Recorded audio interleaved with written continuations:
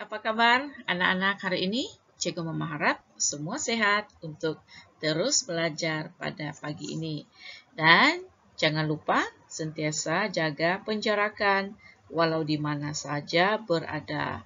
Ya, baik. Riang-ria Bahasa Melayu tahun 3 bersama Cikgu Nur Fatihah LB Abdullah atau Cikgu Mama Fatihah. Sedia untuk belajar ya, sayang?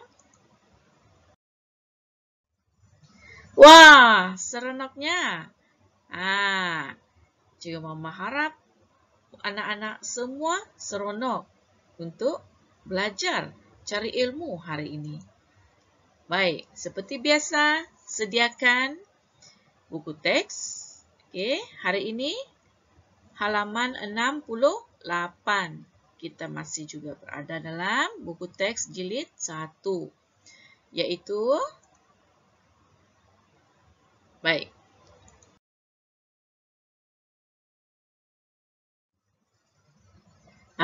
Kita berada di unit 10. Toleransi kukuhkan perpaduan. Dengan tajuk Sukaneka Perpaduan. Aspek tata bahasa kata bilangan. Ingat, hari ini anak-anak akan belajar kata bilangan. Ya. Standar kandungan, memahami fungsi dan menggunakan golongan kata mengikut konteks. Kemudian standar pembelajaran, memahami dan menggunakan kata tugas mengikut konteks, yaitu kata bilangan hari ini. Dan pada akhir pembelajaran hari ini, Cikgu Mama harap murid dapat mengenal pasti jenis kata bilangan dan dapat menggunakan kata bilangan dengan betul. Boleh? Kita lihat dulu definisi kata bilangan. Kata bilangan ialah kata yang menyatakan bilangan atau jumlah sesuatu. Yang kebiasaannya akan melibatkan kita menyebut nombor satu ataupun kita sebut pertama, dua, kedua-dua ataupun kedua, ataupun bilangan yang menunjukkan sudah tentu sifatnya. Seperti contoh yang ini. Satu. Kita diminta padankan bilangan yang tetap. Baik, satu kita nampak ada satu ekor ikan. Betul. Kemudian dua. Bilangan yang tetap sudah. Ialah dua tangkai bunga dan seterusnya. Begitu juga dengan dua orang murid sekolah. Kita akan sebut mereka sama ada dua orang ataupun kedua-dua murid. Ataupun bilangan yang ramai seperti kumpulan ini. Mari kita lihat ada berapa jumlah. 1, 2, 3, 4, 5, 6, 7. Ada 7 orang murid ataupun ketujuh. Kita akan sebut macam tu. Boleh?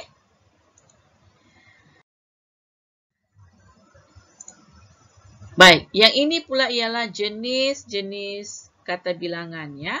Jenis-jenis kata bilangan. Antara yang kita boleh nampak jumlah yang tentu sifatnya. Kemudian bilangan tidak tentu.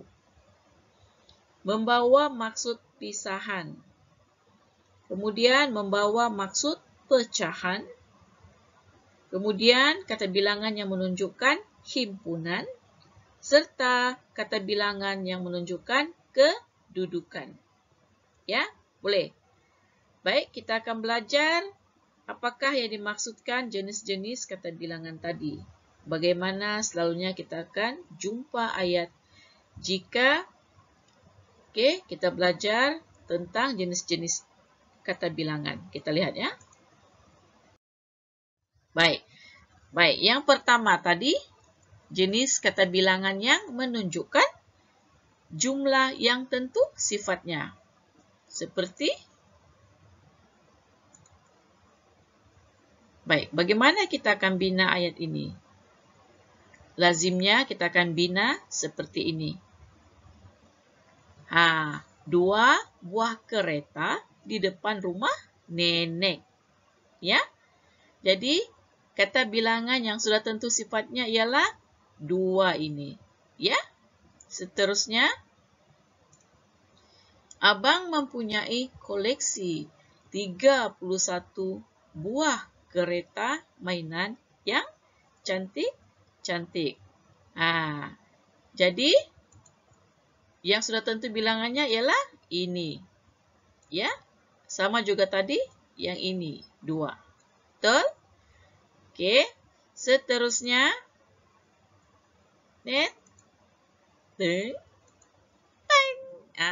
yang ini bagaimana? Yang ini 3 ekor anak kucing yang comel dipelihara oleh Mira. Jadi bilangan yang sudah tentu sifatnya ialah 3. Oke, boleh? Baik. Seterusnya, kata bilangan yang menunjukkan bilangan tidak tentu. Yang tidak tentu. Ingat, beberapa biji bola tenis dimasukkan ke dalam beg simpanan itu. Maksud tidak tentu ialah, kita lihat ini. Beberapa nih maksudnya kita tidak tahu pun berapa bilangan biji bola tenis yang telah dimasukkan ke dalam beg simpanan itu. Ya, mungkin ada 10 biji, mungkin ada 50 biji, mungkin ada 100 biji bola tenis. Jadi, kita tidak tahu, maka kita akan sebut dia sebagai beberapa. Oke? Seluruh kawasan ladang kelapa sawit itu milik Haji Seman. Seluruh. Maksudnya seluruh tu semualah. Ya, seluruh tu maksudnya semua. Ya. Oke, yang ketiga. Kata bilangan yang menunjukkan himpunan. Apakah yang dimaksudkan dengan kata bilangan yang menunjukkan himpunan? Kita lihat. Sampah yang berlonggok-longgok di depan rumah kami sangat busuk. Yang manakah satu himpunan? Yang ini. Yang berlonggok-longgok ini. Ya? Perkataan kata ganda ini. Ini dia berlonggok-longgok. Seterusnya, berpuluh-puluh rumah telah terlibat dalam kebakaran yang amat dahsyat semalam. Yang manakah menunjukkan himpunan? Ya, betul. Yang berpuluh-puluh. Boleh, anak-anak? Kita teruskan ya. Oke, jom. Seterusnya, kata bilangan yang menunjukkan pecahan. Baik, lihat ayatnya. Bapa ke kampung kawannya untuk meninjau tanah lot seluas 1/2 ekar yang ingin dibelinya. Yang manakah pecahan? Iya, yang ini. Biasanya anak-anak akan jumpa cara menulis pecahan dalam mata pelajaran.